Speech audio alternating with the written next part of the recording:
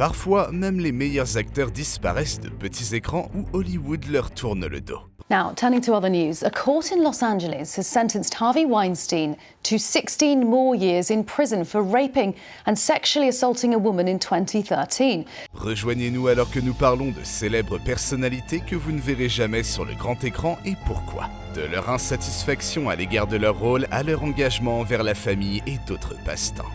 Numéro 9. Daniel Day-Lewis. La goutte d'eau qui a fait déborder le vase pour Daniel Day-Lewis a été le tribut émotionnel de son approche immersive de la méthode d'acteur. Connu pour disparaître dans ses rôles, il se poussait à des extrêmes, s'isolant souvent et incarnant pleinement les personnages qu'il interprétait. Cette dévotion a conduit à des performances inégalées, mais a également eu des répercussions sur son bien-être mental et émotionnel. Daniel a vécu une dépression post-production après chaque film, luttant pour se détacher des personnages qu'il habitait. Son dernier film, Phantom Thread, l'a profondément affecté, Daniel se plongeant complètement dans le rôle d'un créateur de mode, maîtrisant même l'artisanat lui-même. Malgré avoir envisagé la retraite à plusieurs reprises auparavant, Daniel a décidé de se retirer définitivement de la scène, laissant derrière lui un héritage de performances extraordinaires que vous ne verrez jamais plus. Numéro 8. Cameron Diaz. Vous ne le croirez peut-être pas, mais il y a une chance que vous ne revoyiez jamais Cameron Diaz sur grand écran. Malgré son succès initial avec des rôles emblématiques dans des films tels que My Best Friend's Wedding et There's Something About Mary, la carrière de Cameron a connu un déclin avec une série de déceptions au box-office et de flops critiques. Des films mal accueillis tels que Annie and the Counselor aux performances peu convaincantes dans des films comme Sex Tape, Cameron Diaz a eu du mal à maintenir son statut de vedette hollywoodienne. Bien qu'elle ait réussi à livrer des succès tels que Bad Teacher et The Other Woman, son inconsistance au box-office a rendu les studios hésitants à lui confier des rôles majeurs. Numéro 7. Kat Dennings.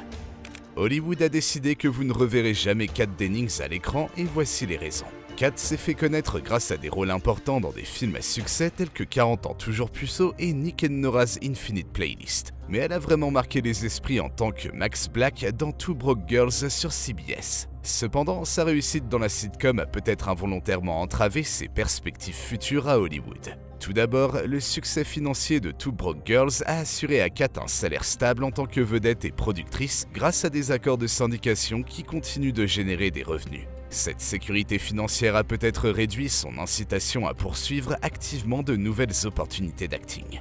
De plus, l'annulation de Two Broke Girls après 6 saisons a laissé Kat sans projet phare. Bien qu'elle ait exprimé sa gratitude pour son temps dans l'émission, la fin d'un engagement aussi long lui a probablement offert la possibilité d'explorer d'autres intérêts et de faire une pause dans l'agenda exigeant de la télévision.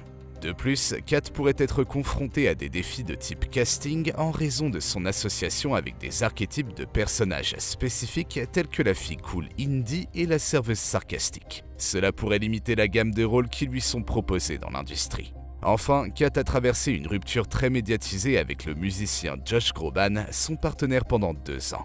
Bien que la séparation ait été amicale, elle a peut-être eu un impact sur Kat personnellement et professionnellement, la poussant à privilégier les soins personnels et l'introspection plutôt que de poursuivre de nouveaux projets d'acting. Numéro 6. Steve Guttenberg.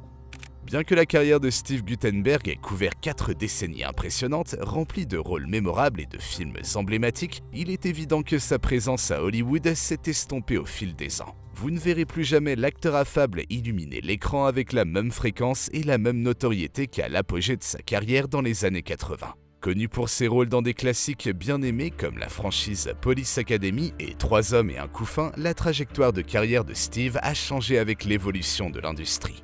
Malgré son charme et son talent durable, le choix de projet de Steve et l'absence de potins scandaleux dans les tabloïds ont contribué à son effacement progressif des feux de la rampe. Contrairement à certains de ses contemporains, il a maintenu un profil bas et s'est concentré davantage sur une vie tranquille, sans drame, plutôt que de chercher des anecdotes sensationnelles. Numéro 5. Meg Ryan.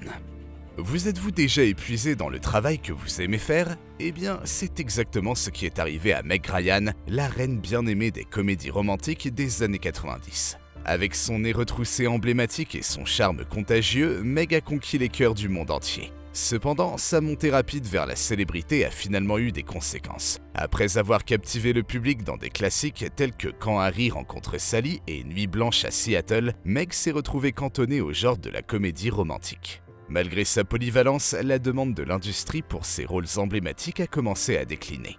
Cherchant une nouvelle sortie créative, Meg s'est lancé dans la réalisation avec le film de 2015 Ithaca. Cependant, la transition a apporté ses propres défis, la conduisant à se sentir profondément déconnectée d'elle-même. Bien que l'absence de Meg Ryan sous les projecteurs puisse être décevante pour les fans, elle reflète son besoin de croissance personnelle et d'épanouissement au-delà de la comédie.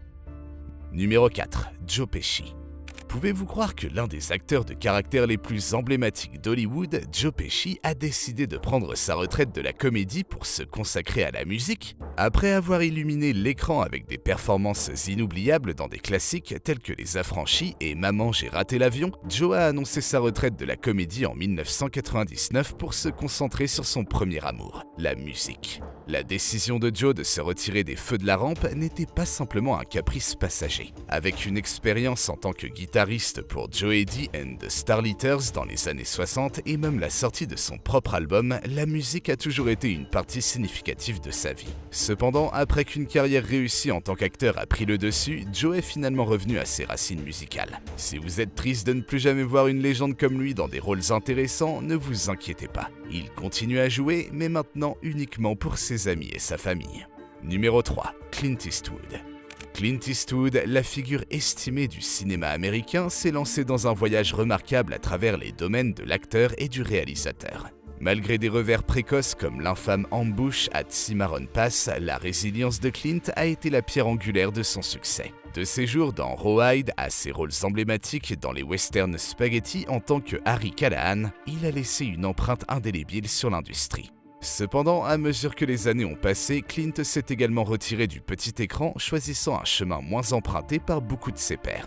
À 93 ans, il n'est pas surprenant que l'âge joue un rôle, mais la décision de Clint de se concentrer davantage sur la réalisation que sur l'acting découle d'un sentiment plus profond. Ayant déjà atteint les sommets de sa carrière d'acteur, il profite maintenant de la liberté de créer derrière la caméra.